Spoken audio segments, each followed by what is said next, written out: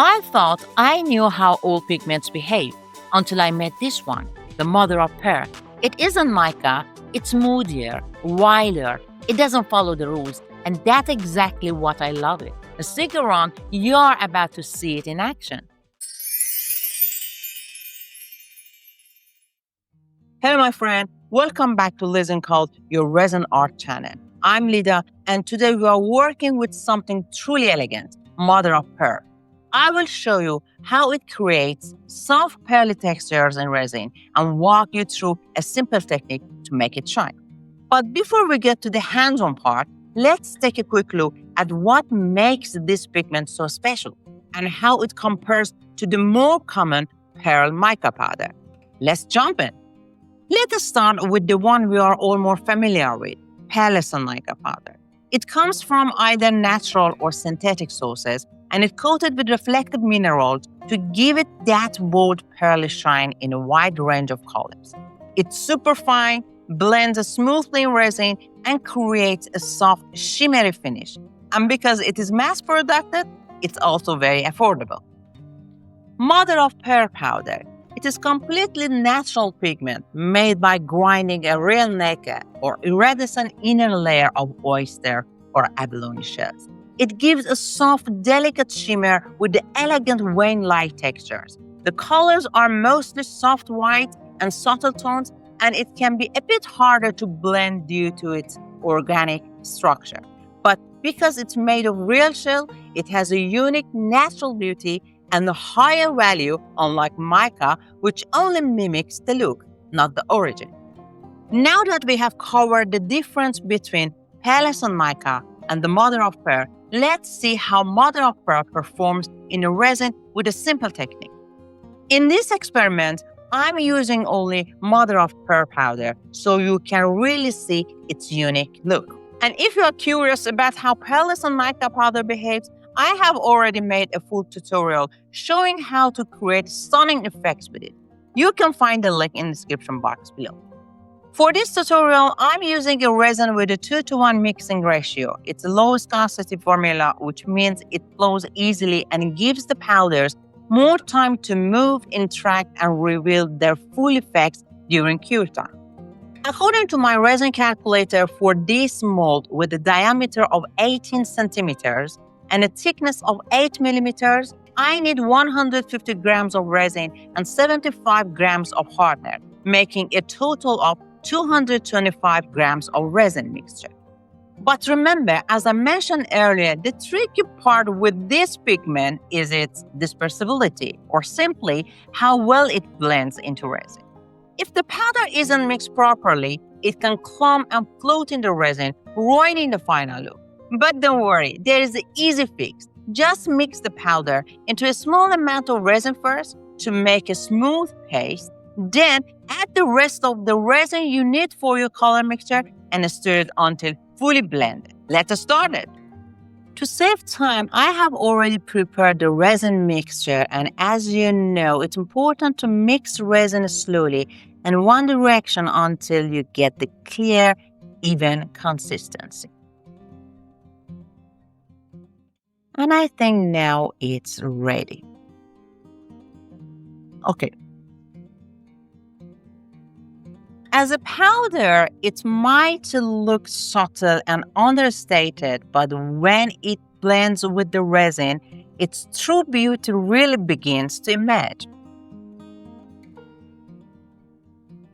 I'm going to mix my powder with a little amount of resin.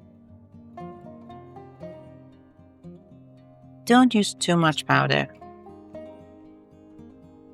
Mix it properly, scraping the sides and bottom of the cup to catch any hidden clumps. Keep stirring until it turns into the smooth paste-like texture.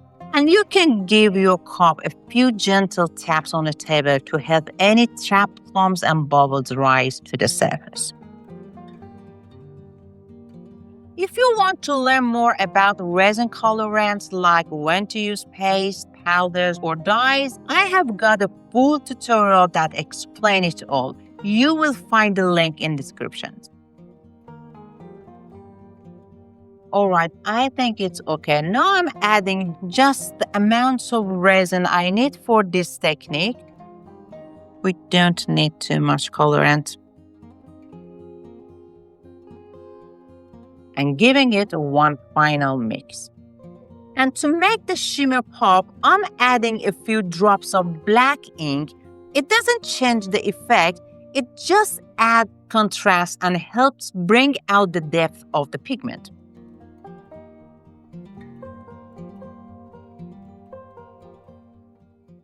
And in another cup, I'm adding just a little resin to mix with silver leaf for decorating and designing the center.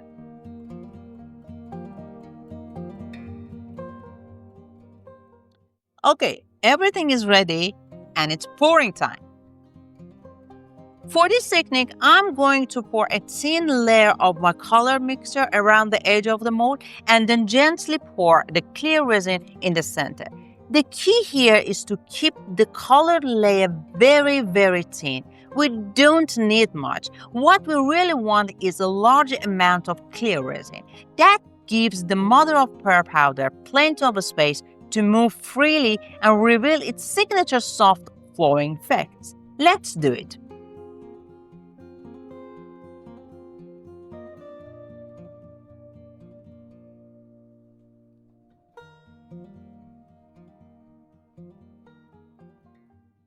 Now, just let the resin do its work. Remember, don't torch it right away. With the low viscosity resin, torching too soon can ruin the effect. Give it time to move on its own, and once you notice the pigment is slowing down, you can give it a light torch from time to time to help the things along and removing any bubbles. We just have to wait for it to cure completely. If you are liking the process so far, tap the like button. It keeps the creativity flowing and helps the channel grow. Now sit back and enjoy the time lapse. Watch as mother of pearl gently shifts, swirls, and settles in something truly magical. I will be back once it's fully cured and ready to reveal.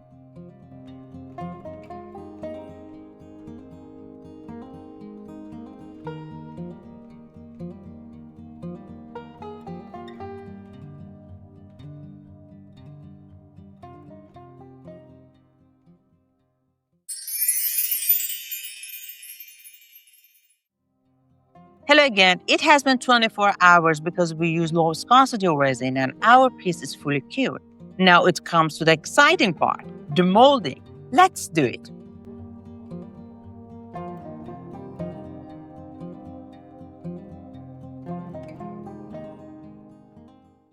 Wow, just look at this.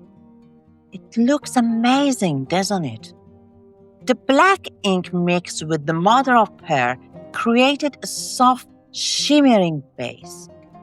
Just to clarify, it wasn't alcohol ink, just transparent ink, and that deep black added the perfect contrast. Since the mother of pearl powder is ultra fine, it moves on its own. It started as a dark ring and then spread like a tiny spark, forming ray-like lines from the center. Delicate, intricate, and pure magic. With the mica, you may create a pattern like this if you add some alcohol to the mica mixture to change its density. Let me show you this work that I have already made. With the same resin, same technique, in this piece, I used pearl mica powder and I added a bit of 99% isopropyl alcohol to the mix to adjust the density. It tried to mimic the effect, but mica is heavier and behaves differently. Even with alcohol, it tends to settle and create fluffier and more uniform pattern. But the mother of pearl creates sharper and more organic lines that feels spontaneous and one of a kind. And that's the signature beauty of mother of pearl. It's always a little unpredictable, and that's what makes it so special. As a quick recap, use a low viscosity resin, pour a very thin layer of pigment mix, Choose a dense but not too heavy colorant. Add just enough clear resin, not too much, and wait before torching. Let the resin settle first. And that was our exciting adventure with the magic of mother of pearl, the way it shimmers and catches the light, the way the black ink radiates outward like silent sparks. It's as if the resin captured a quiet explosion of beauty. So what do you think of this effect? If it sparked your curiosity and you enjoyed the tutorial, give it a like, hit the subscribe, and share it with your fellow artists who might love it too. And I would really love to hear from you. Drop your questions, suggestions, and recommendations, and even your own experiences with the mother of pearl in the comments. Let's keep learning and inspire each other. Thank you so much for watching, and I will see you in the next creative pouring.